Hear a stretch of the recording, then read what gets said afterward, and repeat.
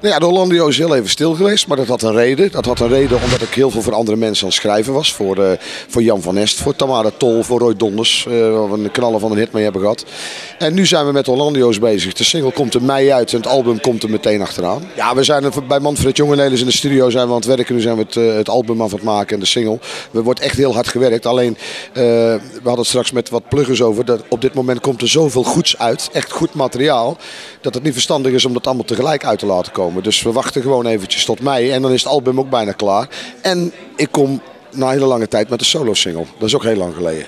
Dat vind ik wel leuk eigenlijk. Een jaar of 8, 9. Ja, dat was Sri Lanka. Het was een klappertje toen die tijd. Dat was een goed liedje. En nu heb ik ook weer een oude traditional opgepikt waarvan ik denk van nou, dit moet ik de mensen eens even laten horen. Ook vanwege mijn Back to the Roots verhaal dus. Omdat ik lekker weer aan het rocken ben in het land.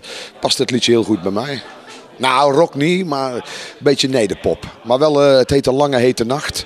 Het is een verhaal over alles wat God verboden heeft. Wat ik ook gedaan heb in mijn leven. Ik heb alles gedaan wat God verboden heeft. Veel mensen die nou zitten te kijken, die mij herkennen, die zullen zeggen van ja, dat klopt. Je hebt mij ook.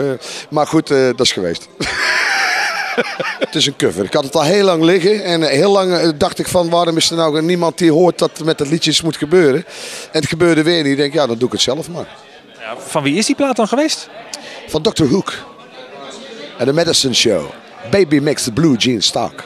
Ja, die kennen we allemaal nog. Dat bedoel ik. Daar hebben we een heel arrangement van gemaakt. Een beetje een Blues Brothers stijl. Echte blazers erin, echte drums erin. Marcel Visser die meespeelt, bekende Nederlandse gitarist. Ja, wordt een fantastische plaat. Jody Pijper die koort. Fantastische plaat.